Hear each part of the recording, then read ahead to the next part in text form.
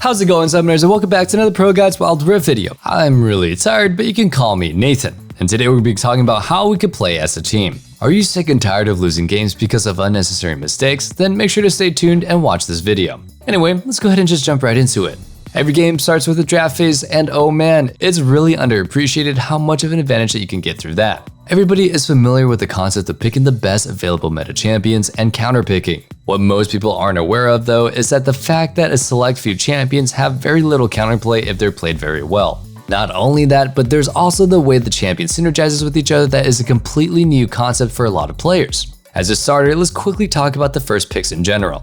Securing the strongest champions on the current patch is a very important task that could be invaluable for increasing your win rate overall. Let's pretend that you're a Baron laner. What kind of champion can you pick first without being absolutely demolished in the process? Fiora would come to mind, as her overpowered kit will allow her to deal with any kind of champion if she's piloted well. However, by picking Fiora, you're also making a statement as how you want to play the game. That champion isn't known for her teamfight prowess, but rather her ability to split and push the enemy into oblivion. Better yet, if a Fiora is ahead, there is little a Baron laner can do to come back into the game unless she's making a lot of mistakes. In addition to that, you can say that Fiora is a self-sufficient laner. She doesn't need any outside help to win lane or accelerate ahead. Nevertheless, if the team invests minimal resources into her, it's almost a guaranteed dub for the silent pressure.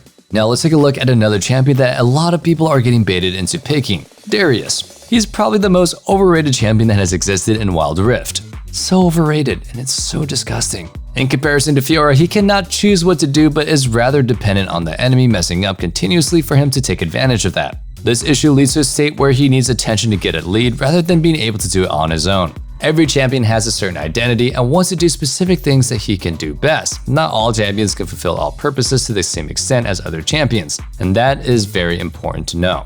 Before we continue with today's video, make sure to check out our Discord in the description down below. You can participate in a lot of community activities as well as upcoming giveaways. If I was you, I wouldn't want to miss out on that. Also, you can go ahead and hang out with me and see when I'm streaming. Anyway, let's get back into the video. For example, Ziggs and Corki. Both of these champions are absolute gods when it comes to the later stages of the game, but consistently struggle in the earlier phases. Being aware of their relative power and identifying that is the very first step of achieving team play. Now picture yourself in a Ziggs versus Twisted Fate matchup. The goal for Ziggs in this lane isn't to constantly rotate out of the lane nor to kill Twisted Fate. It just isn't reasonable to achieve unless TF keeps messing up. The primary goal of this lane will consist to acquire as much farm as possible and taking plates. On the other hand, the Twisted Fate cannot hope to kill the Ziggs without assistance from his team, but that's completely okay for him. TF's goal is to accelerate the game the moment that he gains access to his ultimate ability. Keep in mind, the Ziggs cannot follow that global ultimate, so he has to do something else in the meantime. For example, shoving in the wave and taking plates, or maybe just throwing his ultimate across the map. But what happens if the TF walks into the fog of war? Don't follow him. You don't want to know what's waiting for you there. Once you're tagged with a yellow card and the enemy jungler just happens to be there, you could probably find yourself respawning in your own fountain very fast. But now that you know TF's plan, you can work around it. Place proper vision that spots TF's movement. Is he going up or is he going down? This will allow your teammates to react and make use of that information. Nonetheless, you should also try to utilize a chat in critical moments. Tell them about it. Tell them that TF has access to his ultimate ability, and tell your team what to do.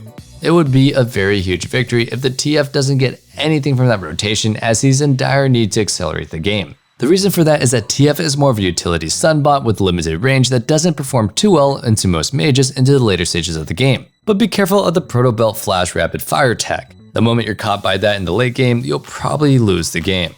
Anyway, let's take a small breather to check out our question of the day. Do you play in a team, and if so, how competitive do you think you are? What are your goals, and what do you want to achieve as a team in the future? Let us know in the comments down below if you're looking for people to play with. You can also join the ProGuides Discord and use the Looking for Game channels for your respective region.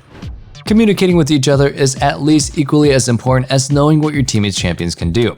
Also, coming up with a strategy before is something that can prove to be beneficial to your gameplay. Let's go back into the idea of having a lot of scaling champions. Contesting strong early game comps around the dragon area might become your one-way ticket to damnation if you're not aware of the mismatch in power. Similar to that, you always want to think about your opponent's goals in advance. Due to the nature of scaling champions being weaker in isolated 1v1s in the early stages of the game, it's paramount for success to avoid confrontation unless it's happening on your terms. For example, think of a typical Lee Sin game. We've all seen it happen in the very beginning of the game. He just rushes to your buff and places a ward that he wants to use to invade you. But what is your response to that? If you're just acting reactively, you won't be able to place a ward in time. But what if you already knew that this was going to happen and be his go-to play? Now you're presented with an entire repertoire of things that you can do. You may ask your teammate to ward the enemy's jungle entrance so you can go ahead and see him in the raptor camp as well as the entry point to the river. With that, you'll know super early on what's going on and can make a different play. The other option would be to place your own ward. But here's also something that's underused against Lee Sin in general. If he walks into your jungle to place such a ward, for one, try to stack up as a team and deny him entry, and two, if he succeeds in placing that ward, your support can use a Scryer's Bloom that spawns close to his lane to reveal that ward and take care of it. This investment will be worthwhile if you think about the consequences that it entails. Lee Sin doesn't know what's going on and has to flip a coin, whereas you're able to see everything if you make use of all the previous steps. Something that happens a little bit too often in fights is that players don't know what they have to do. In a fight, every champion serves a different purpose, and it's very important to understand your role. The ADC is the primary DPS for the team and also needs the damage to win fights. Now let's go ahead and talk about how you can allow him to do so. When you're facing a hook champion such as a Blitzcrank, your ADC will be limited in the way that he's able to play unless somebody is blocking the direct trajectory towards him. Normally, that's a job for the tankier members of the team, be it a tanky support or any other laner that's tanky enough to get that job done. In addition to that, you have to realize when your character's life is worth less than your carry's. As a consequence, you should offer up your character's HP and trade for granting your carry room to play. Put it into perspective. A full tank such as a Malphite is going to soak up a lot of damage but isn't competitive in terms of damage with the hyper carry. However, the primary issue for carries isn't the fact that they don't get to deal damage, but the issue is how to deal the most damage without dying. Creating room for your teammates to play in is key for team fighting in a team environment. And trust me, there's a lot of ways to create room. Warding and building up proper vision to play around, or taking damage and drawing attention to yourself, as well as using your abilities at the right time. To give you guys some visual aids for this, think about a Janna into Alistar or Leona lane. Janna's kit allows her to cancel their engage with just a Howling Gale if she's fast enough. Therefore, if there's trust between the support and the ADC, the players can engage into a very aggressive trading pattern without being at risk, theoretically. Messing up though is gonna cost them dearly. Therefore, you can think of a pattern. If Howling Gale is available, both of them are allowed to play significantly more aggressively. And when it's down, both of them have to be more passive until it's available again. Essentially, this is also playing around abilities. As we've also started talking about spells, we're also going to speak about a proper sequencing of spells. Rather than throwing out all your spells at once, you can stretch them out and increase their usefulness by a lot. You can even hold on to spells without even using it to create a lot of pressure. For example, if you have a Blitzcrank hook, you could just hold on to it, because as soon as that spell is down, the enemies can play aggressive. Another example is Vi. Vi as a champion can be really powerful in terms of engaging and dealing damage to players in 1v1 situations. Her greatest asset is her ultimate ability that allows her to relentlessly charge after an enemy until she reaches them. Upon making physical contact, she then throws them up and locks them in place for a brief duration, and exactly that is the key. Vi is 100% going to hit the spell, and there is nothing the enemy can do about it apart from pressing stasis. However, that will also lock them in place as well. So why would you fish your skill shots when you can just wait for her to press that one button? By doing so, you'll remove all possible counterplay, and that sounds pretty amazing, right? I mean, there's no way you could miss a stunned enemy, right? But be sure to communicate with your teammates to make that happen. Trust is built, and playing around each other's champion is a great way to do so. Next up on the list of topics is the topic of waves. Most players just mindlessly shove waves to get gold as fast as possible. But what if I told you that you can use the waves to get more gold in the future? Think of it as an investment with safe returns. If you are the stronger laner, then you usually have agency in terms of who is allowed to approach the wave and how. This is especially deadly when there's a mismatch in terms of who had the leash for the jungler. In some cases, the laners can stop the enemy from entering the lane completely unless they're interested in taking a lot of damage. For the Dragon lane, a brutal mismatch would be doing a double range composition against an ADC and a melee support. If the latter has the leash, both range champions can posture very aggressively and deny entry with ease.